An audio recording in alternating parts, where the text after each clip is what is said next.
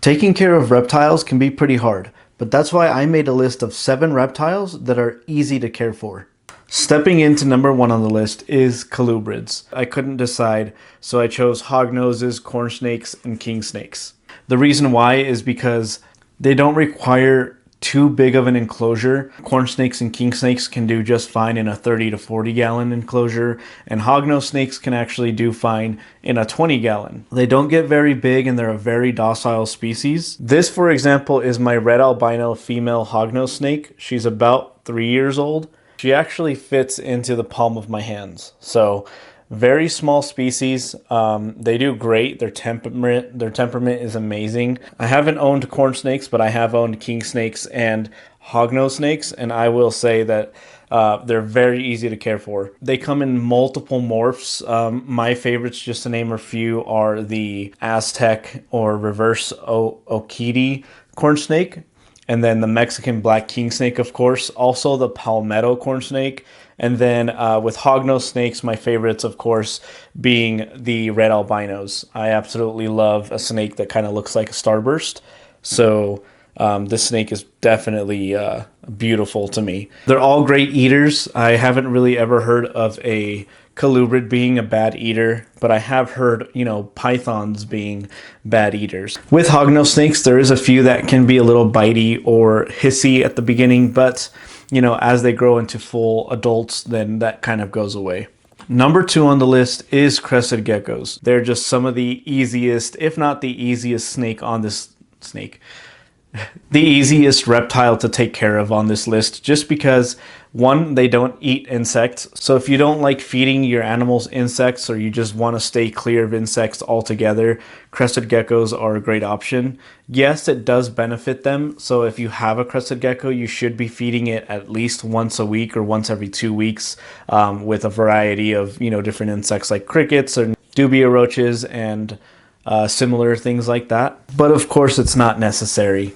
A full-grown crested gecko will do just fine in a 20 to 30 gallon enclosure. They're nocturnal, so they don't need UVB. Some people might put down in the comments that they absolutely do need it, but I've kept crested geckos for more than 10 years, and I've never used UVB other than just opening my window and kind of letting some of the sunlight in. But then they just go into their little hides. In New Caledonia, where they're from, there isn't too much of a fluctuation between temperatures. So anywhere from 70 to 78 degrees Fahrenheit is perfect for them. Number 3 on the list is African fat-tailed geckos. African fat-tailed geckos are a little bit smaller than leopard geckos, so a 20 gallon is perfect for them. They are a little bit more on the humid side. I would say 20% more humid than a leopard gecko, but they're just as cute, if not cuter, in my opinion. There's a few other morphs that you can get other than just the normal type. If you live in an area that's more arid, then I would say a leopard gecko. They kind of have the same care requirements other than the humidity. The only downside is that you are going to have to feed them crickets and dubia roaches, which is their main staple. I've never owned an African fat-tailed gecko, but I have owned leopard geckos, and they were actually the first gecko that I got into. And even as a kid with no experience, I did just fine with them. They were, up to weight. They were doing perfectly fine. They had full color, no metabolic bone disease. Whether you get an African fat-tailed gecko or a leopard gecko, I would say they're very easy to care for. Number 4 on the list is boas. Now, not every boa is going to be an easy animal to take care of. You don't want to get a boa constrictor that's going to be 9 to 10 feet, and you're going to have to get a large enclosure and get bunnies or turkeys to feed them. I'm not talking about those boas. I'm talking about Kenyan sand boas and Rosy boas. In terms of appearance, I love Rosy boas a lot more, just because I like a snake that looks really cool. But sometimes, even though this is cool, maybe there's a little bit of a derp factor to her. Same thing with Kenyan sand boas. There's a bit of that kind of like funny look to it. I love the aneuphoristic, try to say that 10 times fast. Kenyan sand boas, because they look like little cows. They just look so cute. Rosy boas are amazing too. They can do well in a 20 to 30 gallon enclosure as well. And they're actually North American, so they can survive kind of cooler temps, but of course do your research. Make sure that the husbandry is right for the reptile that you're going to get. Kenyan sand boas get around the same girth as a hognose snake, and rosy boas are actually a little bit more slender. I would say they're more like a corn snake, but nonetheless, they stay very short, around the same size as a hognose. And most boas are ready eaters. You don't have to worry about whether they're going to eat or not.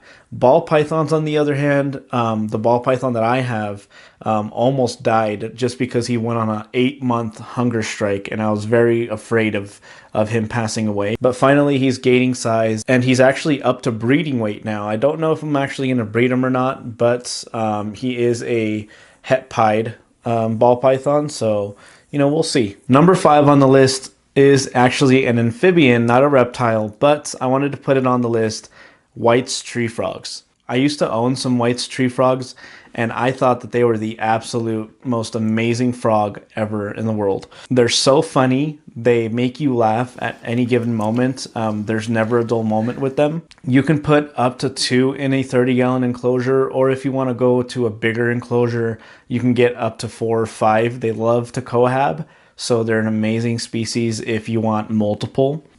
While we are on the subject of eating, they are voracious eaters. They will eat anything that moves, even themselves, which they don't really do too much harm to themselves. They'll kind of just, fight and then jump away. But they will eat anything you put in front of them: mealworms, crickets, stubia roaches, silkworms. I mean, anything that you put in front of them, they will take. I don't really recommend handling frogs just because they can absorb a lot of different chemicals and oils from your hands. But if there was a frog you wanted to handle, this would be it. They're the hardiest species to handle, and I've handled my frogs plenty of times. Of course, don't do it after you've touched a lot of different chemicals or soaps or anything like that. Number 6 on the list, I couldn't decide, so I put them both in there: box turtles and map turtles.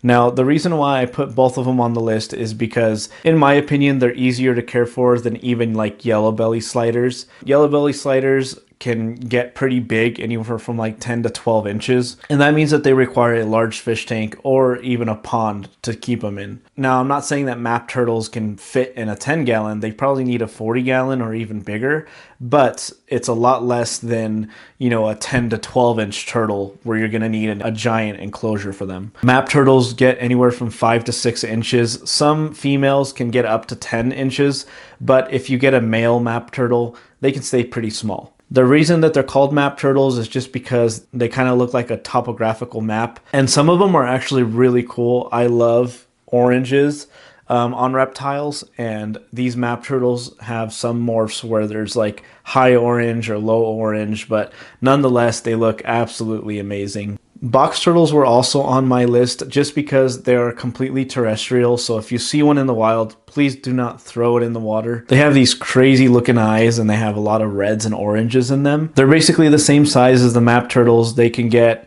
anywhere from 5 to 8 inches. These box turtles only need about 90 to 95 degrees on their basking side. Please do your own research about all these reptiles. I don't get everything right all the time. Please, again, do your own research. Number 7 on the list is the Hermann's tortoise. Now, a lot of people love getting sulcatas. I don't understand how sulcata tortoises are the cheapest and most popular tortoise to get, because they get huge, they're cumbersome, they take a lot to take care of.